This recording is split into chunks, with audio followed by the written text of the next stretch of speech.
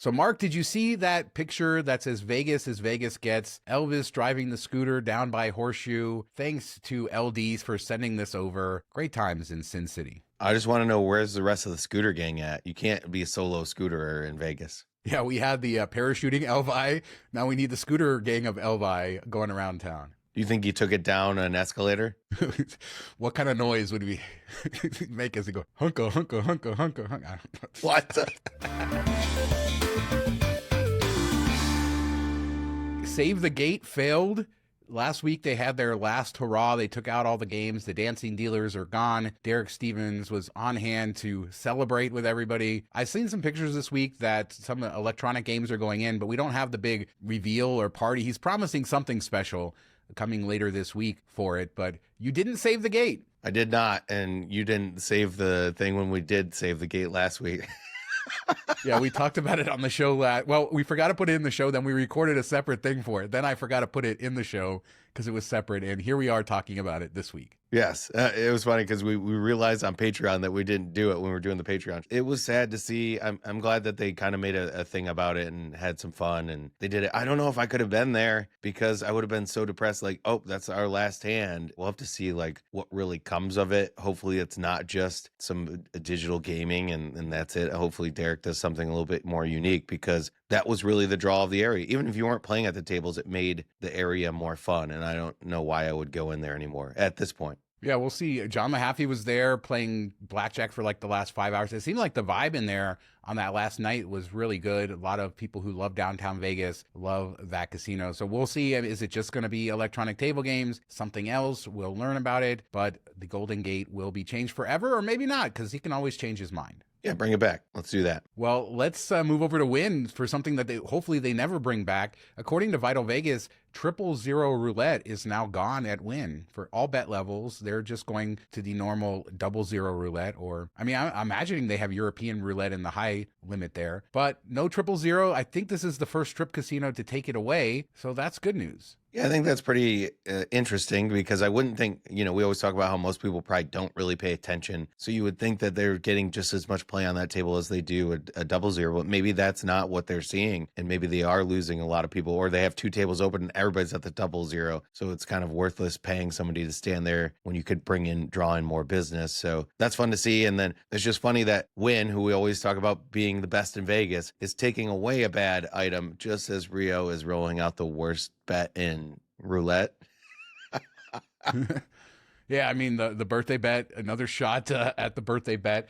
But back to Wynn, there's some other things. So Vital Vegas points out free parking for hotel guests. That's already been a thing. But apparently free water in the room. I don't think they were giving free water in the room. I stayed there last year. It was the last time I was there. Also, that they're lowering their mini bar prices and that they have this combo in their coffee shop for like a muffin and a coffee for $10. I think this is really smart moves from Wynn. This is not a property that is trying to get the value person, but even people who have money don't want to be nickel. They want to feel like, oh, I'm going to go get a coffee, $10. I get a little breakfast. That feels good. It's not a surprise that Wynn is making smart moves, and I think this is one of them. I was talking to somebody this weekend that was in Vegas a couple months ago, and before they went to their flight, got like a couple pastries and a coffee, and it was like $48, $50, something crazy like that. And nothing upsets you more than getting that when you're thinking, oh, this is going to be like $15, maybe $20, and it's just crazy. So this is cool to see. I wish every hotel would have regular, and I know Virgin tried to do this and it didn't really work or whatever, but just make it somewhat normal pricing and people would use it. It only takes one person a little bit of time to fill it back up. It's better than having to pay somebody at a store. People are going to use it more because they don't have to go outside the room and everything. It blows my mind that they don't try to make this a better revenue stream. You're paying to have the fridge in there all the time. You have the stock sitting there. Why don't you want to turn it over? So we'll have to see what the prices look like, but I think it's a cool move. MGM has also lowered the price of bottled water in their rooms, and we didn't cover that before. So there's some these little things are starting to add up, and they are starting to do them. We will see how it all sort of shakes out through the end of the year. But Wynn is even getting in on it, which tells you it's more about the visuals. And I wonder, like, they own their own coffee shops there, so they have this $10 combo. I was walking through Green Valley Ranch the other day. They have a Starbucks there, and then they have in the hotel lobby their own coffee shop, which serves Starbucks, and the prices were $2 less. So I wonder if these independent coffee shops are cheaper than some of the Starbucks, which a lot of people point out have gotten crazy on the strip, right? $8 to $10 for a coffee. Which is interesting because when you go to like to other countries and stuff, usually Starbucks ends up being, I talked about this on the travel show when I was at Baha Mar in the Bahamas. The Starbucks was the cheapest restaurant because they kept more true to like their normal pricing stateside than not. And it's just interesting that like the Vegas ones don't follow that as much, or maybe just everything else was so jacked up it seemed more reasonable. But I would get a coffee and a sandwich in the morning from Starbucks and it was like $15, and I'm like, that's kind of what I would expect to pay close to at home. So staying with Wynn, XS, their nightclub, is going to close for about a year for renovation. This is according to multiple sources. Las Vegas locally comes in and says the temporary closure of XS has as much to do with getting rid of aging unionized staff who refuse to leave as it does with renovation. According to an insider, Wynn negotiated a deal to allow 2 restaurants to unionize in exchange for being able to hire younger club employees. So that's what he says, that the union problem. So let's close the whole club. We'll unionize somewhere else just so we can get young, hot people at the club. Welcome to Vegas. I mean, who doesn't want a champagne sparkler coming out with a 65-year-old? I mean, if that's how it was in Vegas forever, the cocktail servers, they would start at 20 and they would retire at 70. And especially if you were in one of the older properties, and they all chain smoked, so they had a specific voice, and it was a whole vibe that we used to have. So yeah, bring it to the nightclubs. Why not? It's kind of crazy that this was even a thing, because that's all you ever hear about or think about is nightclubs always, that 22 to 28-year-old person is working in them. And or especially when they're doing table service and everything. And I wouldn't, at my age, I wouldn't want to be in there every night. I think it's more so than, yes, the look and all of that of being younger and everything that goes along with that. It's just, we don't have the energy, the boomer in us, Sean, we don't have the energy to do that every night, 4 or 5 times a week. That's just insanity. So it's funny, but this is a negotiating tactic. So I get why they're using it. Well, I bet Dunes, when it closed way back when, had some really interesting cocktail servers that dated back to like 55. Like, think about Dunes in the 90s. They had these old cocktail servers. Well, Dunes, only one sign from the Dunes remains in the world as it was, and it was pretty much destroyed. And the Neon Museum has had it in their collection for quite a while, and they finally got the money to redo it, and they have restored it. And on September 26th, it will become part of their collection. The only Dune sign remaining. Pretty cool. I mean, going through this, they had to recreate the animation pattern by using the bulbs of the era. They used resin to fill in cracks. They really restored this from not a great state, and it's another reason why the Neon Museum is the best. If you have never been, I know we say this every time, make sure you go support them in some way, and going and taking part in the work and everything they put into this and appreciating it is the best way. You can for sure donate and everything on top of that as well. But just go visit, share it, enjoy it. Parts of history. I wish every city would do something similar. Vegas is unique that they have, signs that most places don't have, something along those lines, but just preserving a part of their history and the coolness that is Vegas is such an important part and so unique that I love it. Can't wait till it's on top of a rooftop of a parking garage. It will be amazing. I mean, just in the last few years, we've talked about them lighting the Tropicana sign that they already had there, with the Debbie Reynolds sign, now Dune. So it's not like it's just this thing stuck in time. They have this collection. They're slowly restoring these. So the collection does increase. And we're not talking about a brand new sign. You're talking about a sign from Dunes. Very good. I mean, what a cool place. We can't say enough nice things about it. And I can't wait to see it unveiled in their collection. That bright orange. It's a very distinct orange color that they said they painstakingly recreated. I mean, they've been working on this. What did it say? They bought it or got it back in early 2000s? Yeah, it takes time. Perfection takes time. This is why people got to go support them, because they're putting the money they make back into this thing, which is so cool. So I saw a post on X from a guy. He was recording on his patio at the new Planet Hollywood patio/cabana room. He didn't show the room, but then through the discussion, I was able to find some YouTube videos of it. Apparently it's new this year, so it didn't exist before. And there's a couple versions. There's a patio version and a cabana version, which I think is closer to the pool. None of the videos are great to show you what this real setup is outside. Shade. But I watched a few and I couldn't get the best setup of like, okay, the outside of it. But here you go.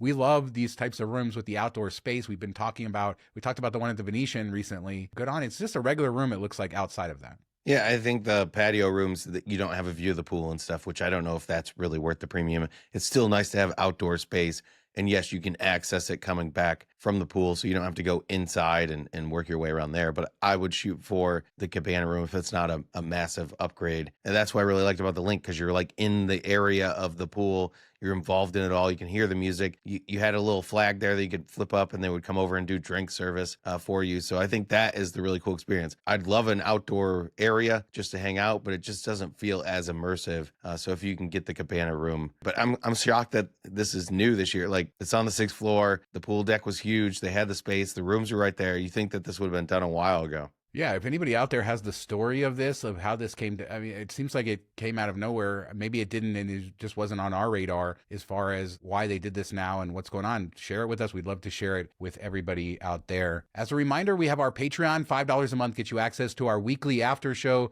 Lots of laughs behind the channel, talking about things we forgot, all of that good stuff. Patreon.com/MTM Vegas for all the information. And thanks to everybody who supports us over there. We're also asking for your questions and answers that we're going to answer on future shows. Just leave a comment with QA plus your question, and hopefully we'll get to it soon. It's fall and the Bellagio display is on. They didn't send me the usual press release, so I don't have any of those weird stats to give everybody about how many flowers of this and how many of that. But it looks like fall. It looks beautiful. And here you go. Looks trippy, man.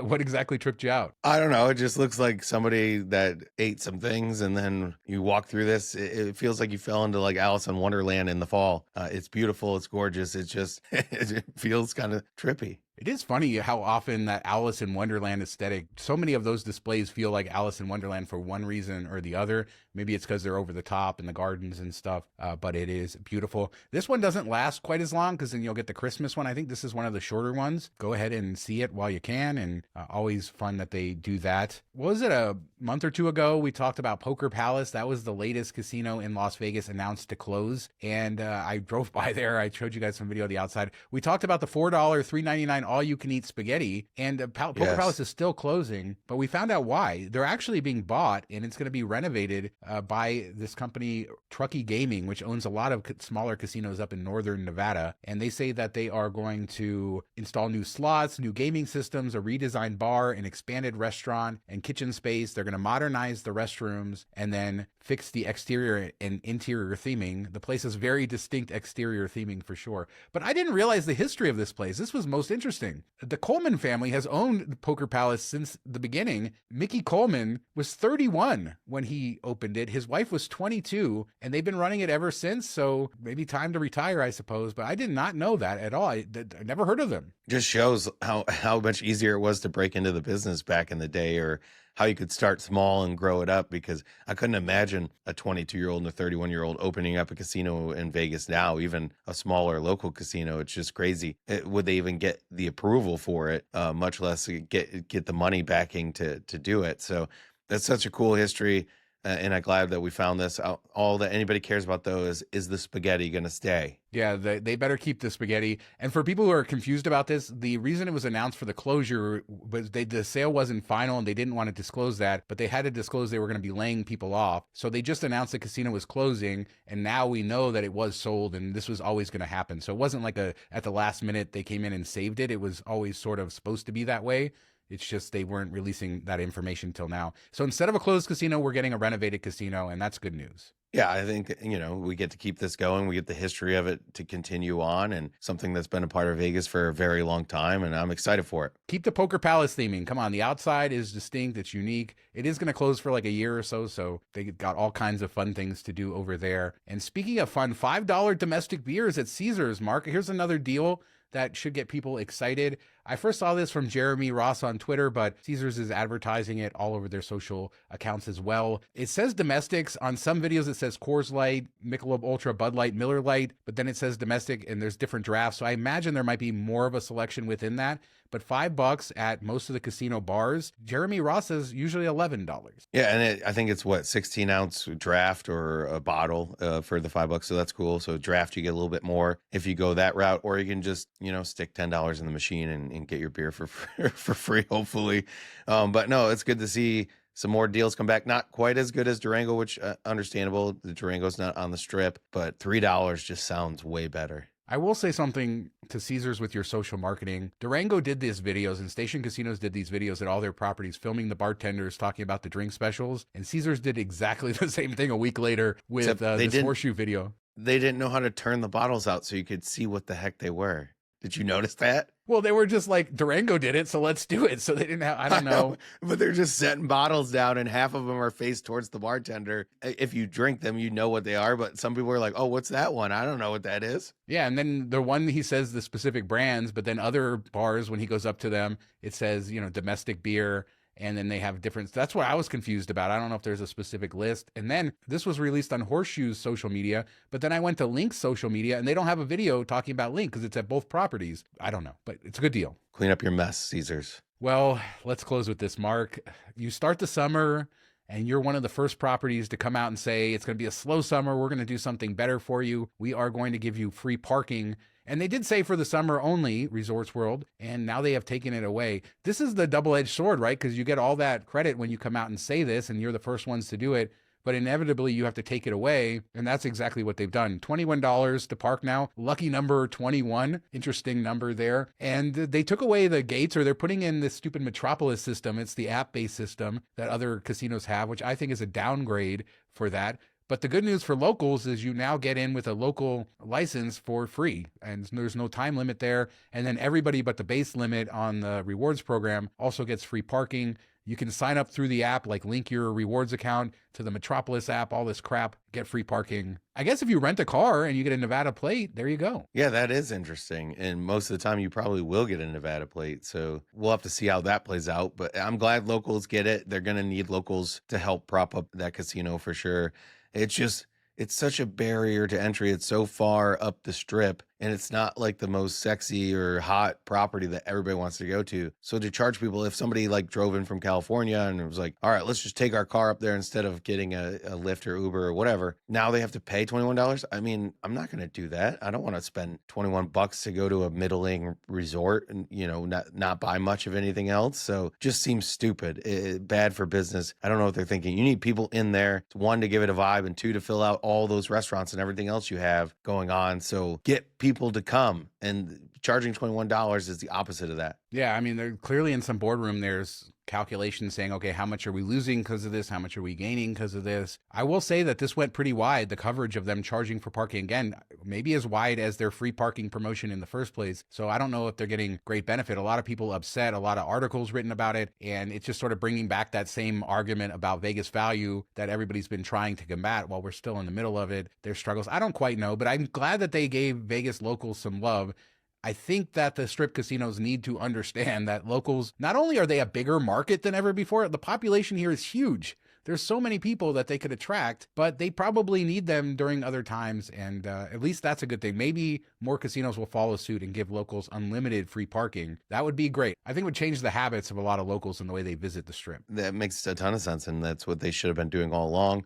Hopefully they do it. And that's why we see the places that do lean into locals are, for the most part, doing better than the ones that don't. So whoever is out there, listen to this. Just do it. If you want to charge for parking, why not validate parking if you buy like 2 drinks or something? Make it so you can spend your way. If you go to dinner and you have a receipt over a certain amount, like encourage people to spend money on property and then give them back the free parking. Or here's an idea, and people aren't going to like this, but you have 2 parking garages there. If you really want to charge for the one that's close by and make the other one free. Because there's nothing more of an insult than paying $21. Those front spots. Yeah, Circus has done it. I think Strat has done it. Trop did it when it was open. Make the close one paid and the other one free. I mean, that's not a great idea either, but to pay $21 and then have to walk through from that far. I will say, I will admit, Mark, I have never actually parked in the far garage. There's always space in the close one. The only people who park out there are people who don't know better, or if you're there on a crazy, crazy busy night. But it would give people the opportunity at least, and I think that would work. There you go, Resort. We got you your revenue. We got you your people. Throw the locals for free out in the hinterlands of a garage. But yeah, let us know what you guys think about anything. I mean, is this a big deal? Is it as blown up as it's supposed to be? They did say in the beginning it was temporary for the summer. You can't really blame them for that. $21, is that too much for just regular parking? I mean, $15-20 seems to be the norm these days. But leave a comment. $5 beer deals. Wynn, no more 000 roulette. Everything else we discussed in this show, leave a comment. We do 2 shows a week, Tuesdays and Fridays, and we'll be back in a couple days with another show. Thanks so much for watching. Talk to you next time. Have a hunk of good week. All right, here we go. I'm embarrassed to actually even say this. That I. All right.